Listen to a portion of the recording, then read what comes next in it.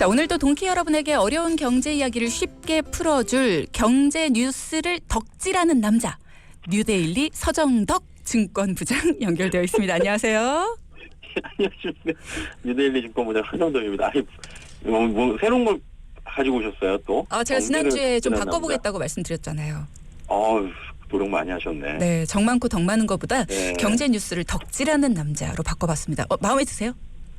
괜찮네요. 네, 요게 더 괜찮지. 요즘스럽네요. 네, 덕질한 남자 서정덕 증권부장과 함께합니다. 본인도 웃기죠 지금 해놓고. 아니요, 저는 마음에 되게 들었거든요. 그래요? 그래서 마음에 안 드시면 어쩌나 걱정이. 좋아요. 아주 좋아요. 좋습니다. 빵 터졌습니다. 네, 참 쉬운 경제 이야기 오늘 들어봐야 될 텐데 요즘에 금융투자소득세 이야기로 굉장히 시끄럽습니다. 맞아요. 내일 아마 민주당사 앞에서 집회도 있고요. 개인 투자자들이 그런 상황인데 일단은 금융투자소득세 줄여서 금투세라고 부르죠. 내년 도입을 당장 앞두고 있습니다. 그러다 보니까 반대 움직임이 굉장히 거세지고 있는 거예요. 네, 일단 하나씩 좀 알아보겠습니다. 일단 금투세, 금융투자소득세 이게 뭔가요? 대주주 양도소득세라는 게 있는데요. 이거하고는 별개로 연간 5천만 원 이상의 금융 투자를 해서 소득을 얻은 투자자에게 세금을 내야 한다, 내도록 한다, 뭐 이런 제도입니다. 5천만 원 이상? 예. 근데 구체적으로 보셔야 돼요. 이게 상품에서 실현된 모든 손익을 합쳐서 5천만 원인데 금융 투자 상품이고요. 이거는 그다음에 기타는 해외 주식이나 채권, ELS 같은 것들이 있는데 여기는 250만 원만 공제를 해줘요. 그래갖고 이제 예를 들어서 내가 ELS로 270만 원 벌었으면 이제 20만 원이 그 공제가 안 되는 금액이잖아요. 네. 요때부터 이제 나오는 거예요. 주식으로는 내가 5,500만 원을 벌었다. 그럼 500만 원부터는 세금을 내는 거예요. 이 남는 금액이 3억 원 이하에서는 20%, 3억 원 이상에서는 25%는 깐마디로 많이 벌면 또 고율의 세금이 부과가 되는 건데 20%에다가 이제 지방세가 포함됩니다. 그럼 22%가 되는 거고요. 3억 원 이하에서는 3억 원 이상에서는 27.5% 세금이 부과되는 구조인 거죠. 주식으로 합쳐서 5천만 원, 요 부분은 조금 많은 금액을 얻었으니까 낼만하다 하는데 250만 원은 조금 적다 싶기도 하네요. 이 제도가 기존에 없었던 제도인가요? 그렇죠. 이게 금투세가 조금 이제 시계열로 나열을 해드리면은 정치적으로 보지 마시고요. 그냥 정부로 말하는 겁니다. 금투세는 당시 이제 문재인 대통령 시절에, 문재인 정부 시절인 2020년도에 자본시장 선진화 방안의 일환으로 추진된 거예요. 이후에 여야 합의에 따라서 도입이 결정이 된 건데 새로운 과세 체계의 연착륙이나 개인 투자자들이 좀 어려움을 겪을 수 있다라는 적응을 위해서 밀어놨었어요. 2023년으로. 그리고 2022년 5월에 취임한 윤석열 대통령이 폐지를 언급을 하면서 조금 이제 분위기가 바뀐 거거든요. 기재부에서는 2022년 7월 21일 발표한 2022년 세제 개편안을 통해 금투세 시행을 당초 2023년에서 2년을 더 연기해서 2025년도로 결정을 해둔 상황인데 멀게 느껴졌었어요. 근데 이게 보니까 당장 내년이고 6달밖에 안 남은 거죠. 그러네요. 근데 이미 윤석열 대통령이 폐지를 언급을 한 적이 있고 당장 내년에 시행 예정이다 보니까 그대로 시행이 될지 아니면 여야 합의 하에 유예 아니면 아예 폐지가 될지 뭐 많은 분들이 어떻게 될 거냐 이 부분을 궁금해 하시더라고요. 그렇습니다. 일단은 지금 21대 국회는 끝이 났어요. 이제 뭐 그 말 많고 막 많은 비판을 받으면서 끝이 났습니다. 여기서는 처리 못해요. 물리적 시간이 없는 거고요. 22대 국회로 넘어가는 건데 국회가 개원을 하면은 할 일이 산더미거든요. 뭐 구성도 해야 되고 모두 바빠요. 그러다 보니까 지금 6개월이 남은 건데 결론적으로 6월부터 12월까지 이게 물리적 시간이 그렇게 많지 않은 만큼 이거부터 빨리 처리를 해서 주식시장이 안정화를 해야 된다. 이런 개인 투자자들의 요구가 지금 굉장히 거센 상황인 거예요. 안 그래도 할 일이 많은데 이거부터 할 수 있을까라는 게 걱정이고 5월 30일부터 일단 22대 국회 임기가 시작인데 이게 과연 될까라는 걱정이 있네요. 항상 대부분의 사안에 찬성과 반대가 있게 마련인데 그러면 각자의 입장을 좀 들어보고 싶습니다. 금투세를 찬성하는 입장은 어떤 의견들을 내고 있습니까? 예, 저 혼자 오늘 찬성 반대로 다 해야 되는 상황이긴 한데요. 일단은 제가 입장을 좀 조사를 해보니까 찬성 입장은 이 대원칙은 이거예요. 소득이 있는 곳에 과세한다. 이런 원칙이거든요. 그걸 반대로 말하면 소득이 없는 곳에서는 과세하지 않는다라는 거고요. 돈을 벌었는데 세금을 내지 않는 것은 맞지 않다라는 겁니다. 그리고 글로벌 스탠다드, 즉 국제 표준이라는 게 있는데 거기에 맞추자라는 거예요. 다수의 나라가 이 비슷한 세금이나 비슷한 형태로 지금 돈을 걷고 있는데 전면 과세를 하고 있는 국가들도 제법 많이 있는데 우리나라도 예외가 될 수 없다. 이런 대전제가 있는 거겠죠. 한마디로 돈 벌었으면 세금 내라. 네네. 국제 표준에 그 세금의 양도 맞추자 이런 거네요. 또 어떤 찬성의 입장이 있습니까? 그러니까 우리나라는 주식 투자는 거래세라는 걸 냅니다. 네. 근데 그 세율을 지금 꾸준히 낮춰주고 있어요. 이게 이제 결국엔 0.18%인가 그런데 지금 0.15%포인트까지 내려갈 거기 때문에 네. 세금을 낮춰주면 어떻게 돼요? 세수가 줄잖아요, 국가에. 그럼 이 줄어든 세수를 확보하기 위해서는 금투세를 통해서 세금을 소위 말해서 벌충을 해야 된다. 이렇게 얘기를 하는 거죠. 그리고 이제 또 얘기가 나오는 거는 부자 감세. 금투세에 해당하는 사람이 상위 1% 수준밖에 안 된다. 이 사람들의 세금을 계속해서 면제해 주는 거는 지나친 부자 감세다. 이렇게 이야기를 하고 있는 거죠. 이 얘기는 잠시 후에 다시 한번 해보고 네네네. 금투세를 도입하면 안 된다. 반대하는 입장에서의 의견도 어떤 건지 들어볼까요? 그렇죠. 이제 찬성에 배치되는 게 반대잖아요. 그렇죠. 여기는 입장이 첨예하게 반대가 그냥 찬성 쪽에서 다 이제 반대를 하고 있는 건데요. 일단은 소득 있는 곳에 과세하는 거는 대다수 투자자들도 공감을 하고 저도 여기에는 맞다고 봐요. 근데 우리나라 증시 체질 자체가 글로벌 스탠다드에 부합할 정도로 강한 체질인가 혹은 그 정도로 지금 준비가 돼. 우리나라의 국가 위상에 비해서 금융 증권 시장은 굉장히 취약한 부분이 많다라는 거는 아마 당국도 여기에 대해서는 거부를 할 수가 없는 상황이거든요.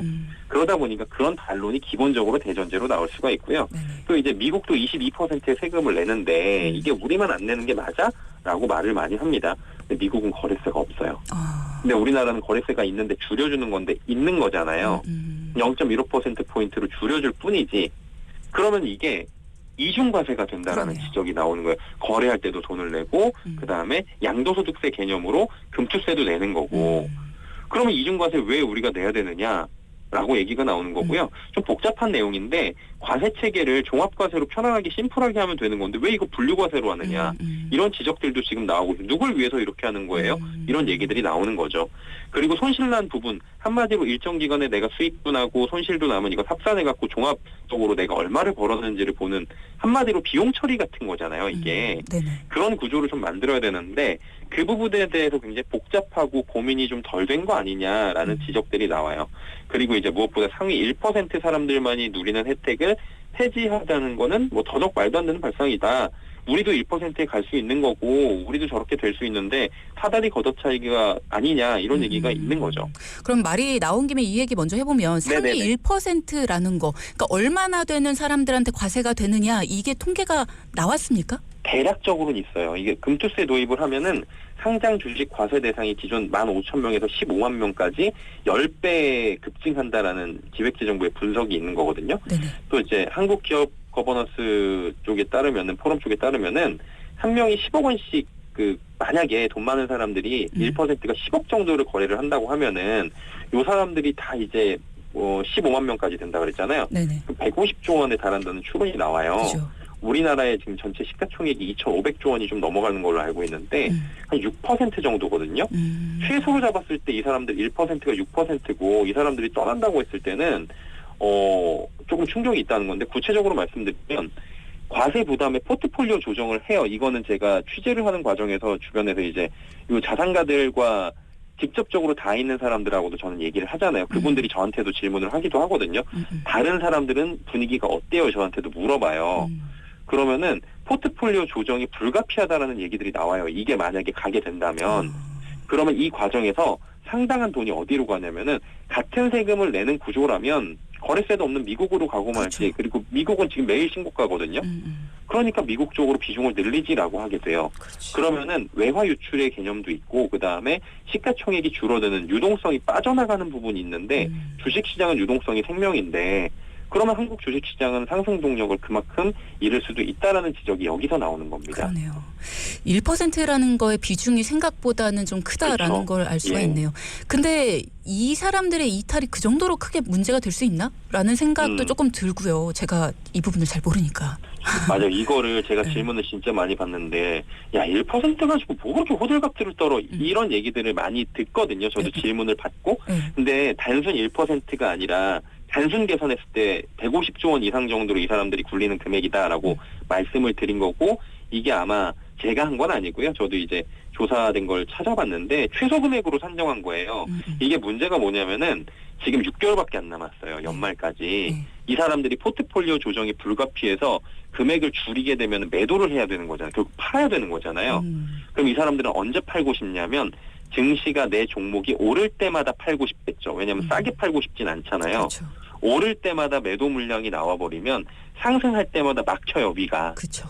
상승폭을 크게 못 가져가거나 상승을 못하는 수가 발목 잡는다고 표현을 하죠.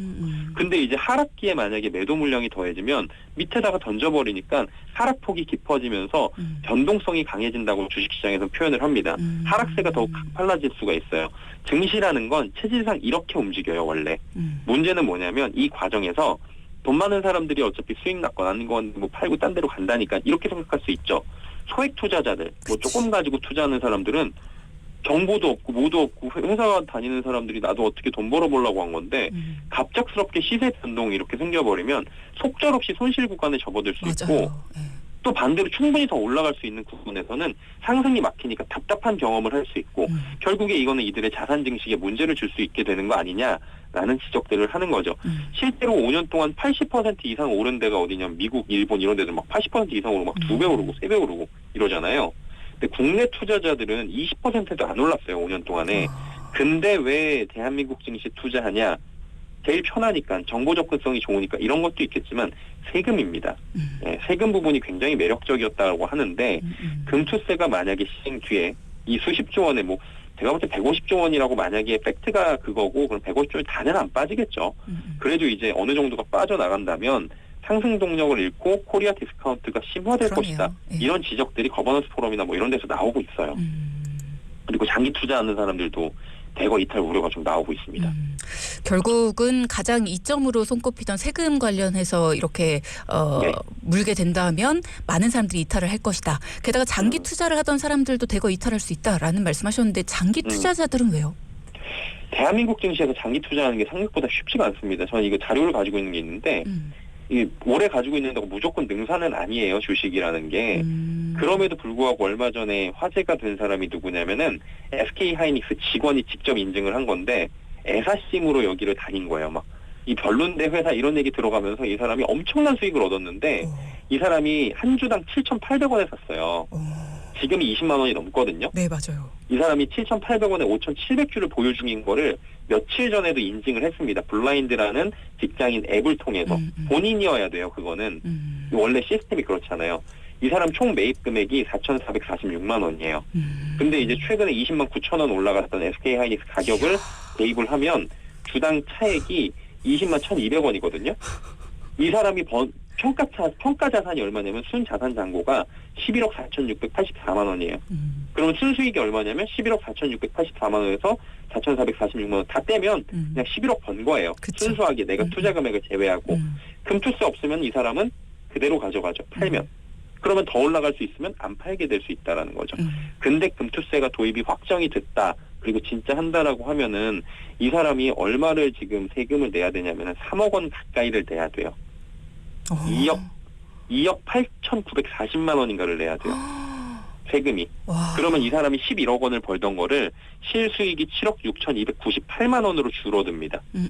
그 수익률도 33%가 줄어들어요. 이 사람이 2,400%인데 수익률이 아이고 웃기네 말하면서도 부럽습니다. 1,600%로 줄어들어요. 근데 야 1,600%면 그게 아니고요. 내 돈이 지금 팔면은 11억 버는데 그치. 내년에 팔면은 7억 6천만 원으로 줄어든 게 된다라고 하면은 이거는 조금 얘기가 달라질 그럼요. 수 있어요. 누구나 입장을 다 바꾸면. 네. 근데 여기에 건강보험료 증가가 같이 되고요.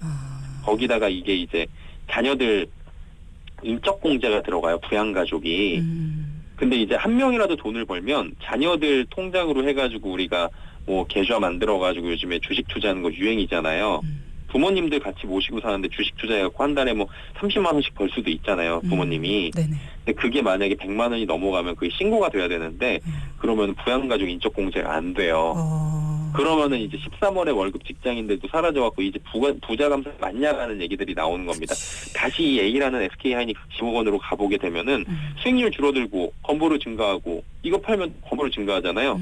그러면은 이제 이 사람은 물론 이 사람 입장이 제가 돼서 직접 토정한 건 아니지만 이런 분들이 다수가 있다라고 한다면 시장이 이분의 5,700주뿐만이 아니라 다수가 던지게 된다면 상황이 달라질 수가 있는 거예요.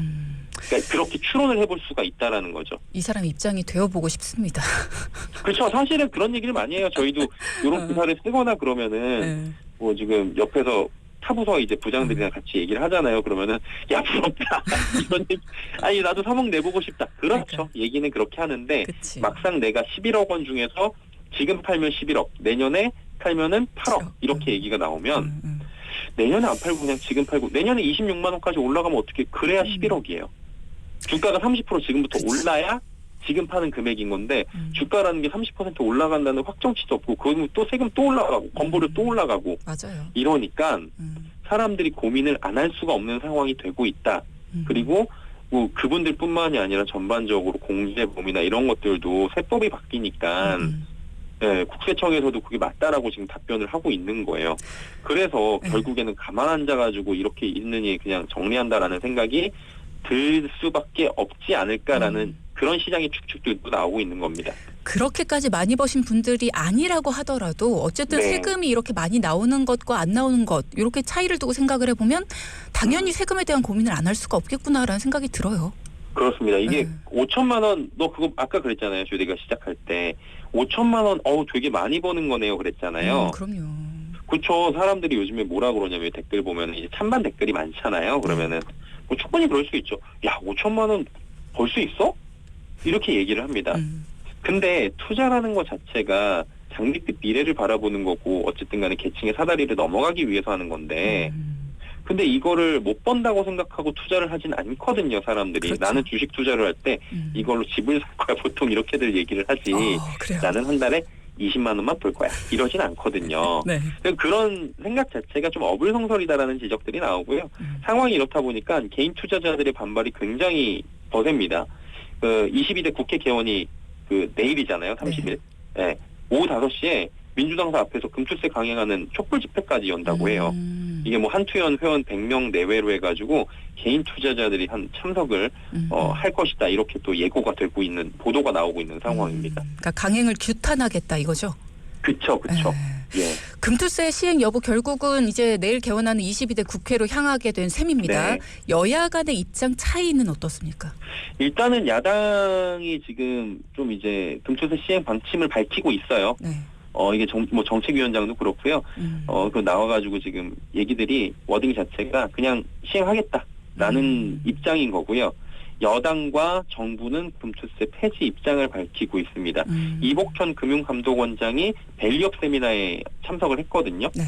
금투세 도입 강행 시에 개인 투자자의 혼란이 가중될 수 있다는 점을 다시 한번 밝히기도 했는데 이 자리에서 뭐라 그랬냐면은 현 상황에 대한 정확하고 치밀한 진단 없이 과거의 기준대로 금투세를 강행할 경우에 우리 자본시장의 버팀목이 되는 1,400만 개인 투자자의 우려, 혼란을 가중시킬 수 있음을 유의해야 한다라고 강조를 했습니다. 그리고 뭐 대통령도 지금 계속 이야기를 이 부분이나 공매도 부분이나 얘기를 하면서 자본시장 부분에 대해서는 좀 강조를 하고 있는데 아무래도 이게 거대 야당이다 보니까 절대 다수당이잖아요, 지금. 그렇죠. 그러다 보니까 상호 간의 협의나 이런 협치 없이는 불가능해요. 유예나 폐지나 다. 그렇지.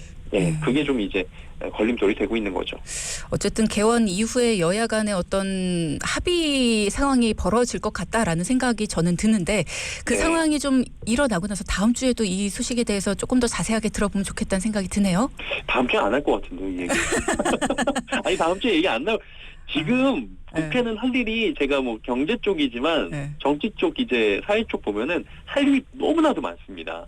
지금 밀어넣었던 것부터 해갖고 지금 금투세가 그래서 개인 투자자들이 보면 저도 현장에서 만나보면은 너무나도 이게 걱정을 하는 이유는 개인 투자자들은 이게 정말 궁금하고 급하고 빨리 처리를 해주기를 바라는 건데 물론 이제 반대하는 사람들은 근데 이제 국회 입장에서 보면은 이거 하나만 바라보고 있을 수는 없는 상황이다라는 게 종합적인 현안으로 보면 되는데 저도 개인적으로는 이게 굉장히 시급한 문제라고 보고요. 그렇죠. 한 가지 여담으로 말씀을 드리자면 작년에 대주주 양도세 과세 부분에 대해서도 불확실성이 있었어요. 이게 대통령령으로 이게 바뀌었거든요. 연말에. 이게 50억 원으로 양도세 기준이 상향이 된 거예요. 그때까지 주식시장의 불확실성이 커가지고 계속 매도 물량이 출회가 됐었어요. 이게 연말이면 매번 경험이 됐던 건데 이제 올해부터는 대주주 양극세는 좀 덜할 거예요.